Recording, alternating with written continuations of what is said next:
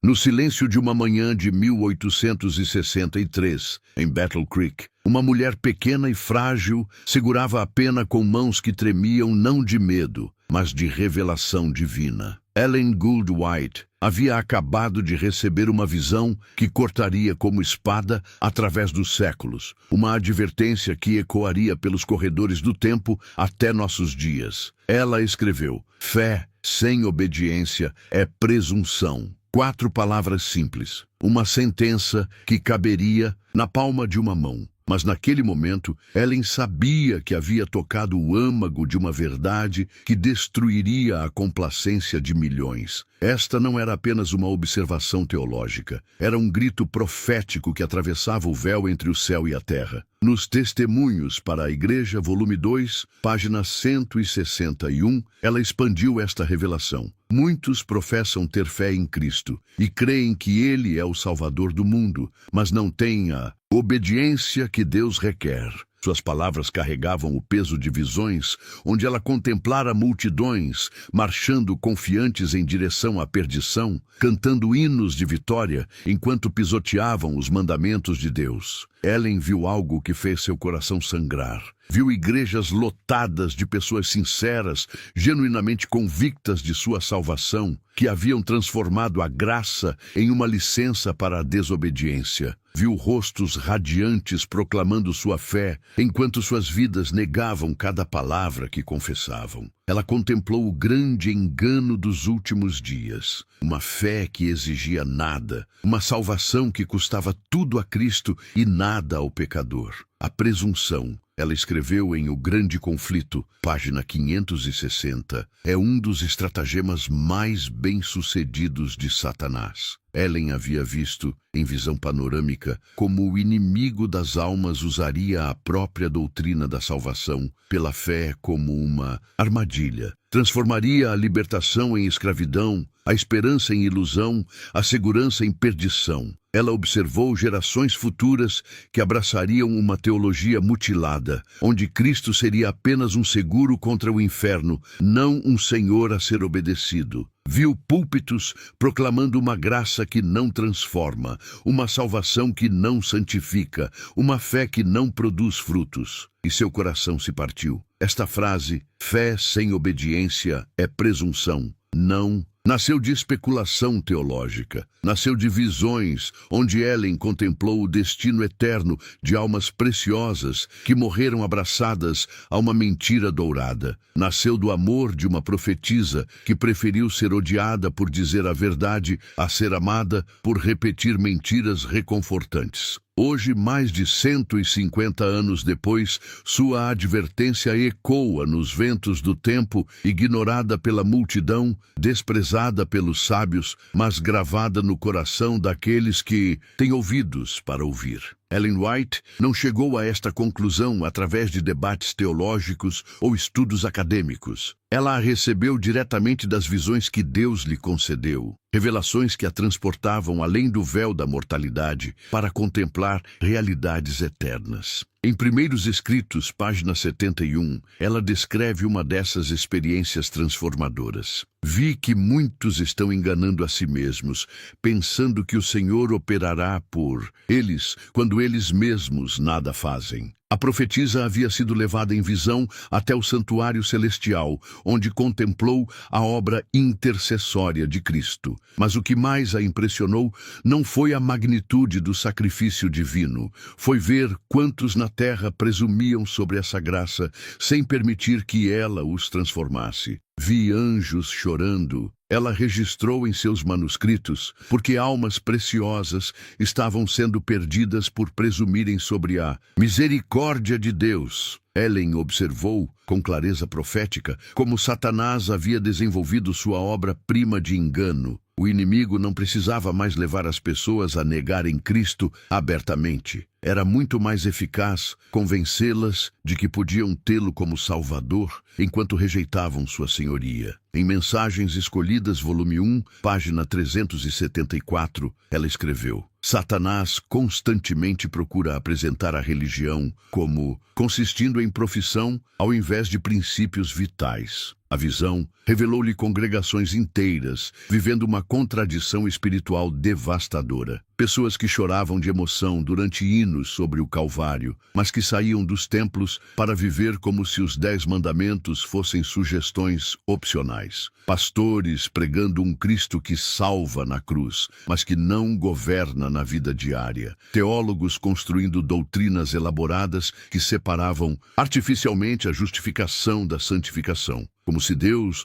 operasse apenas metade de uma obra de redenção. A obediência, ela viu claramente, não é o meio da salvação, mas é o fruto dela. Em O Caminho a Cristo, página 61, Ellen explicou esta revelação. A obediência é o verdadeiro sinal de discipulado. Não uma obediência legalista, nascida do medo, mas uma obediência amorosa que brota naturalmente de um coração transformado pelo poder regenerador de Cristo. Ellen contemplou o futuro e viu como esta presunção se tornaria epidêmica nos últimos dias. Viu multidões cantando "Quão grande és tu", enquanto viviam como se Deus fosse pequeno demais para influenciar suas escolhas diárias. Observou denominações inteiras abraçando uma teologia que prometia o céu sem exigir santidade, perdão sem arrependimento, coroa sem cruz. Sua advertência não era pessimismo profético, era amor maternal. Como uma mãe que grita para alertar seu filho sobre um perigo mortal, Ellen bradou através dos séculos: cuidado com a fé que não obedece, pois ela não salva, ela mata. Em sua obra Caminho a Cristo, Ellen White descortinou a anatomia espiritual desta presunção fatal. Ela escreveu: a obediência é o fruto da fé. Palavras simples que carregavam o peso de revelações celestiais. Não era filosofia humana, era diagnóstico divino de uma enfermidade que consumia almas por gerações. Ela viu em visão multidões caminhando em direção ao abismo eterno, cantando hinos de vitória, proclamando sua salvação, carregando nas mãos certificados de fé que o próprio céu rejeitava. Eram sinceros, mas sinceramente perdidos. Criam, mas não obedeciam. Professavam, mas não praticavam. Muitos se enganam quanto ao seu verdadeiro estado para com Deus. Alertou em Testemunhos para a Igreja, volume 2, página 162. O engano não vinha de fora, nascia dentro do próprio coração, alimentado por uma teologia que separava fé de frutos, justificação de santificação, graça de obediência. Ellen contemplou gerações futuras que transformariam a cruz numa licença para pecar, que usariam o sangue de Cristo como escudo contra a lei de Deus. Viu pastores ensinando que amar Jesus dispensava obedecer Jesus. Viu congregações inteiras celebrando uma fé que Tiago chamaria de morta. O mundo não apenas ignorou seu alerta, o ridicularizou. No livro O Grande Conflito, página 372, Ellen White revelou o estratagema mais sutil de Satanás: fazer com que os filhos de Deus creiam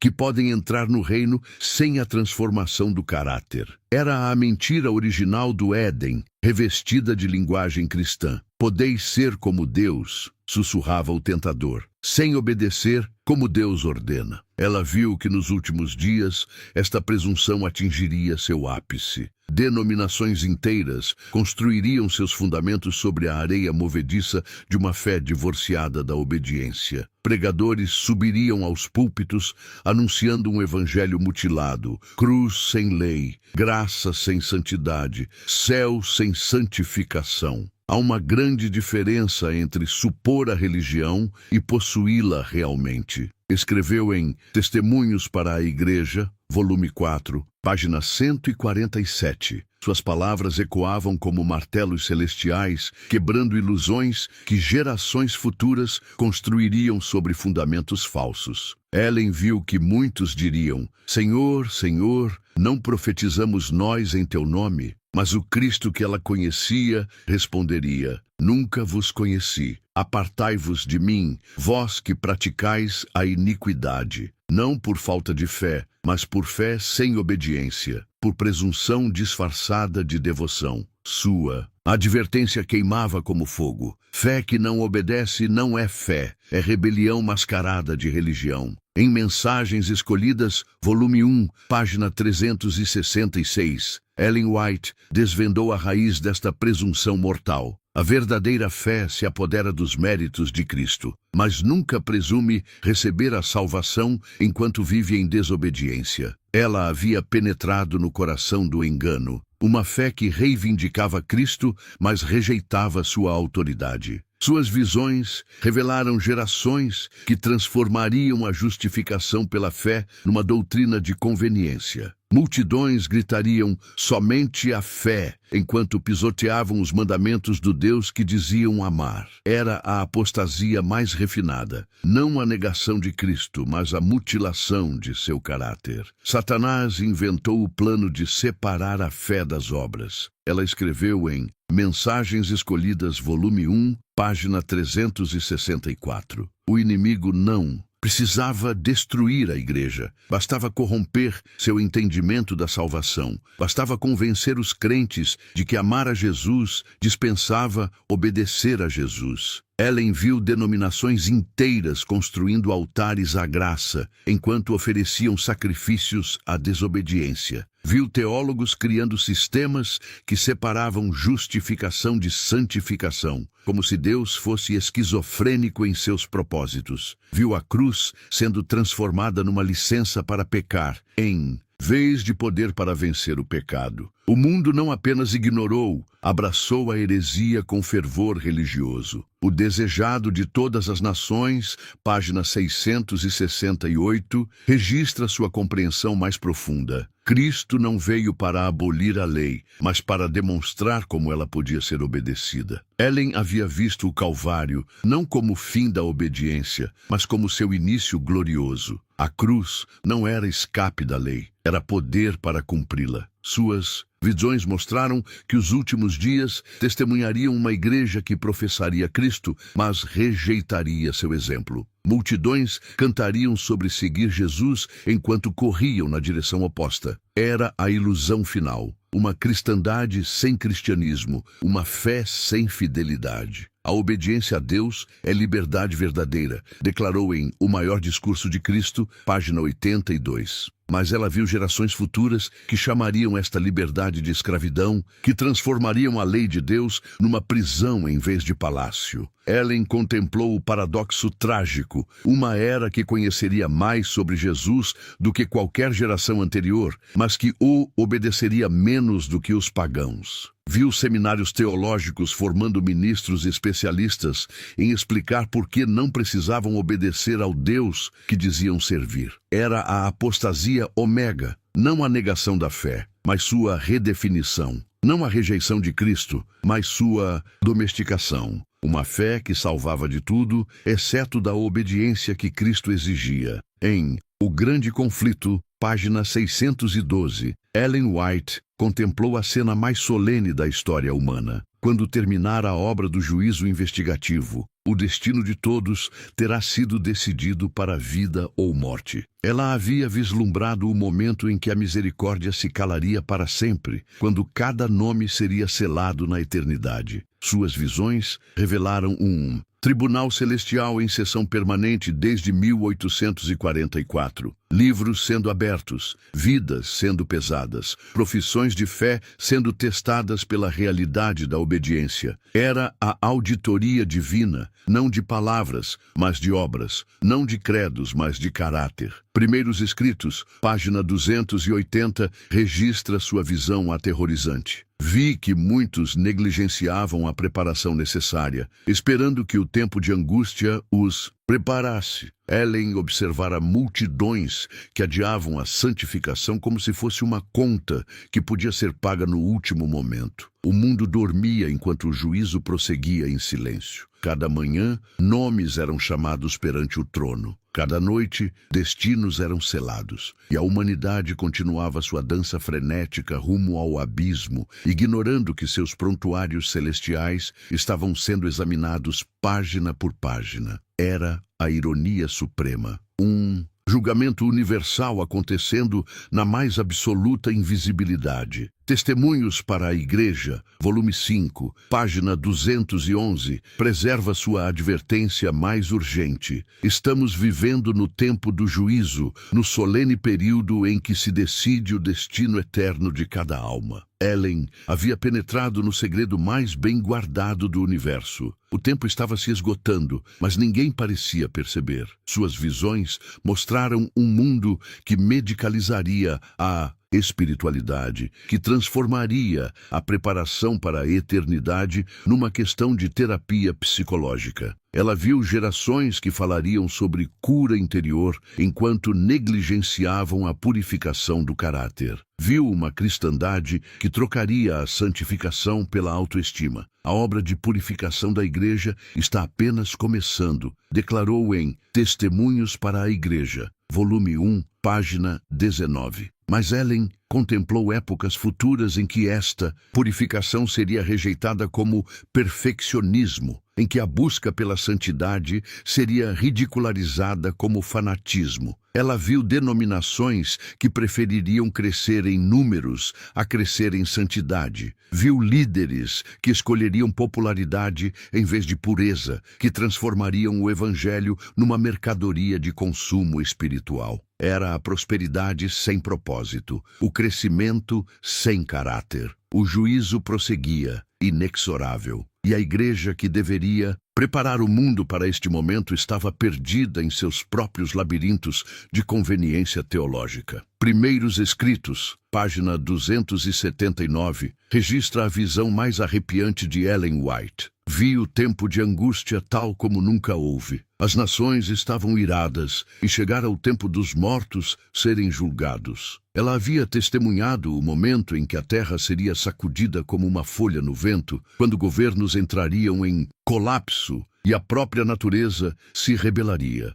Suas palavras em Eventos Finais, página 25, ecoam como um ultimato cósmico. A chuva serôdia virá, e a bênção de Deus encherá toda a alma que estiver purificada de toda contaminação. Ellen vislumbrou uma geração que receberia poder como nunca antes concedido, mas apenas aqueles que tivessem permitido que Deus completasse neles a obra de purificação. O selamento dos 144 mil não seria uma doutrina para ser debatida, mas uma realidade para ser vivida. Testemunhos para a Igreja, volume 1, página 15, preserva sua visão. Vi que poucos compreendiam o que devemos ser para subsistir na presença do Senhor sem um sumo sacerdote no santuário. Era a preparação para o impossível, viver sem mediador, resistir ao último engano, permanecer de pé quando tudo desabasse. Ellen havia contemplado santos que enfrentariam o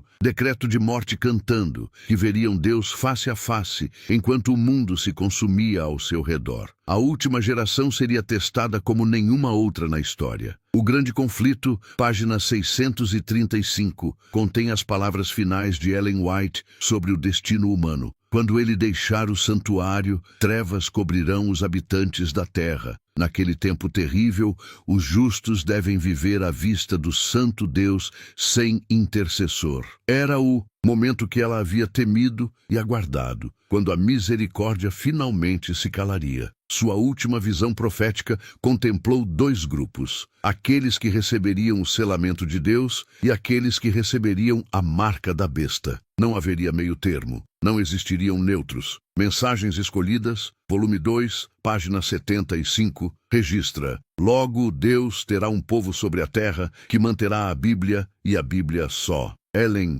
havia visto o fim da história humana como um filme já gravado. Viu Jesus voltando em glória, enquanto os ímpios clamavam às rochas para caírem sobre eles. Viu os santos subindo ao encontro do Senhor nos ares. Viu a terra sendo purificada pelo fogo e recriada para os remidos. O grande conflito entre Cristo e Satanás chegaria ao fim. O mal seria eternamente eliminado, e aqueles que houvessem permitido que Deus completasse neles a obra da salvação, veriam face a face aquele que morreu para salvá-los. Era o final que Ellen White havia contemplado em visão, não o fim de tudo. mas o começo da eternidade. Suas palavras permaneceram como faróis na escuridão crescente, aguardando uma geração que as levasse a sério. O tempo da decisão final havia chegado, e suas advertências ecoavam no silêncio de um mundo que preferia dormir.